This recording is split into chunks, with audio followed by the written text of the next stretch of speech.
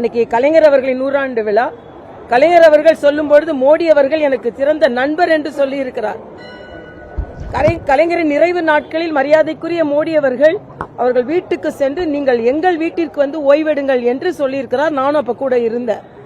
ஆனா இன்று கலைஞர் 100ஆண்டு விழாவிற்கு அவர்களுக்கு மரியாதை செய்த அத்தனை தலைவர்களுக்கும் ஸ்டாலின் அவர்கள் நன்றி சொல்லியிருக்கிறார்கள். ஆனா மரியாதைக்குரிய பாரத பிரதமர் அவர்கள் தனது சமூக வலைதளத்தில் கலைஞருக்கு பெருமை சேர்த்திருக்கிறார்.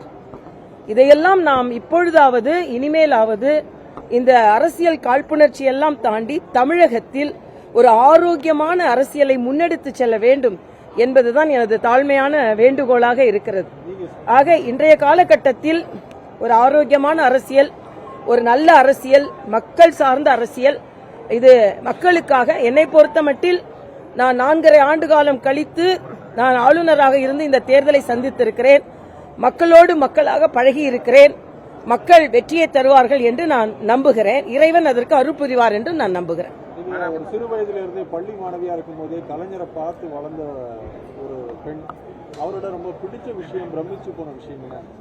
இல்ல, அவரோட பிடித்த விஷயம் என்று இன்றைக்கு கலைஞர் இருந்திருந்தால் நான் சொல்றேன், அவர் இன்னைக்கு மரியாதைக்குரிய மோடி அவர்களிடம் நட்புணர்வு பாராட்டி மத்திய அரசோடு ஒரு இணக்கமான ஒரு சூழ்நிலையை ஏற்படுத்தி தமிழக மக்கள் ஒரு 2 மத்திய மாநில அரசுகள் நட்புணர்வோடு பணியாற்றினால் நிச்சயமாக பல திட்டங்களை ஆரோக்கியமாக கொண்டு வர முடியும் என்ற நிலைப்பாடை தான் எடுத்திருப்பார். ஏனென்றால் மரியாதைக்குரிய கலைஞர் அவர்கள் அரசியல் சூழ்நிலையில் மிக நல்ல முடிவுகளை எடுத்து அதை ஆரோக்கியமாக முன்னிறுத்தியவர். என்னை பொறுத்தமட்டில் அவரிடம் எனக்கு ரொம்ப பிடித்தது அரசியல் என்பதை விட தமிழ் எனக்கு பிடிக்கும். முத்தமிழ் அறிஞர் என்று சொல்லும் பொழுது நானும் அவரும் ஒரு மேடையில் பேசிக் கொண்டிருந்தோம். அப்ப ஒரு திருமண மேடை. அப்ப ஆச்சரியமா கேட்டார், நீங்க எப்படி இங்கன்னு. அப்ப நான் சொன்னேன், முத்தமிழ் அறிஞர் இருக்கிற இடத்துல இசைத்தமிழுக்கு வேலை இருக்குல்ல அப்படின்னு. ஆகா பரவாயில்லையே, தமிழ் நல்லா பேசுறியே அப்படின்னு பாராட்டினாங்க.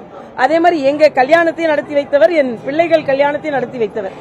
ஆக அந்த வகையில கலைஞர் அவர்களின் இந்த 100ஆண்டிற்கு ஒரு ஆரோக்கியமான அரசியல் முன்னெடுத்து செல்ல வேண்டும் என்று எனது வணக்கத்தை நான் தெரிவித்துக் கொள்கிறேன்.